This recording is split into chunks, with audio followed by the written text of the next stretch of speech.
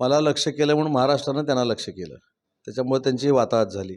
खोटं बोलायचं पण किती बोलायचं ह्याला पण प्रमाण असतं आणि महाराष्ट्राच्या जनतेला कळलं की महाविकास आघाडी खोटं बोलते. त्याच्यामुळे त्यांची ती परिस्थिती झालेली आहे. आणि एवढं सगळं आपल्यामुळं घडलेलं असताना देखील समोरच्यावर विश्वास ठेवून तुम्ही जो काही निर्णय घ्याल तो मान्य आहे असं सांगणारा देशातला पहिला नेता जर कोण असेल तर ते एकनाथ शिंदे साहेब आहेत आणि त्याच्याबद्दल आम्हाला गर्व आणि अभिमान आहे. बघा, ही लोकशाहीतली एक प्रक्रिया आहे.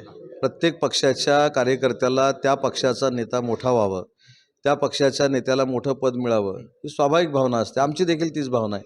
अगदी बरोबर. त्याच्यामुळे भाजपच्या कार्यकर्त्यांना दोष देऊन आम्हाला काहीतरी वेगळं घडवायचं नाही. जी आमची भावना आहे, आमचा नेता मोठा व्हावा, तसं त्यांची ती भावना आहे. वेळेला केलेल्या गतिमान कामापेक्षा चौपट गतीनं आम्ही काम करू आणि महाराष्ट्राच्या विकासाला न्याय देऊ. महाराष्ट्रामध्ये राज्याचे मुख्यमंत्री कोण होतील याकडे संपूर्ण देशाचं लक्ष लागलं आहे आणि अनेक राजकीय नेते वेगवेगळे अंदाज बांधित आहे. पत्रकारांचे तर वेगळेच अंदाज बांधले जात आहे. मात्र ज्या पद्धतीने राज्यामध्ये महायुती सरकार स्थापन झालं 2.5 वर्षापूर्वी, त्यावेळेस कायमच टीका करणारं एक मंत्रालय होतं, ते होतं उद्योग विभाग.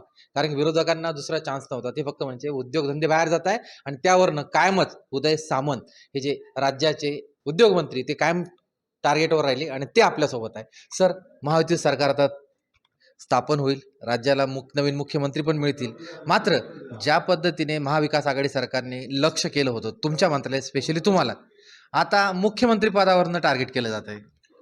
मला लक्ष केलं म्हणून महाराष्ट्रानं त्यांना लक्ष केलं. त्याच्यामुळे त्यांची वाताहत झाली. खोटं बोलायचं पण किती बोलायचं ह्याला पण प्रमाण असतं आणि महाराष्ट्राच्या जनतेला कळलं की महाविकास आघाडी खोटं बोलते. त्याच्यामुळे त्यांची ती परिस्थिती झालेली आहे. मुख्यमंत्रीपदाचं नाव कोण असावं हे माननीय एकनाथ शिंदे साहेबांनी ऑलरेडी परवा पत्रकार परिषद घेऊन सांगितले की हे सगळे अधिकार माननीय नरेंद्र मोदी साहेब, अमित शहा साहेब आणि नड्डा साहेबांना आहेत. त्याच्यामुळे ते जे कोणाचं मुख्यमंत्रीपदाचं नाव जाहीर करतील त्याला शिवसेना म्हणून एकनाथ शिंदे साहेबांच्या नेतृत्वाखाली आम्ही त्याचं समर्थन करू, त्याला पाठिंबा देऊ. अगदी बरोबर आहे. कारण ज्या पद्धतीने मुख्यमंत्र्यांनी सांगितलं, स्वतःहून येऊन समोर सांगितलं.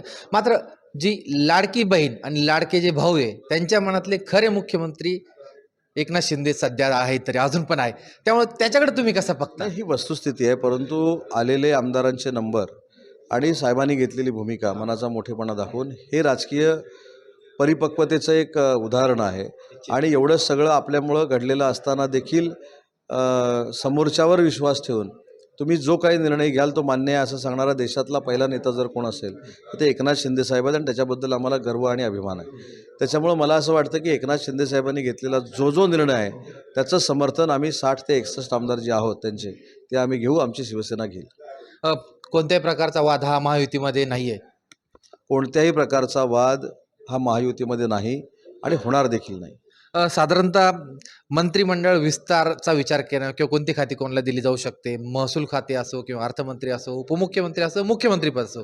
मात्र सगळ्यांना जर आता भाजपचे नेते म्हणून कार्यकर्त्यांच्या मनात एक राज्याचे मुख्यमंत्री आता देवेंद्र फडणवीस यांनी व्हावे अशी त्यांची अपेक्षा, या अपेक्षाकडे तुम्ही कसं पाहता?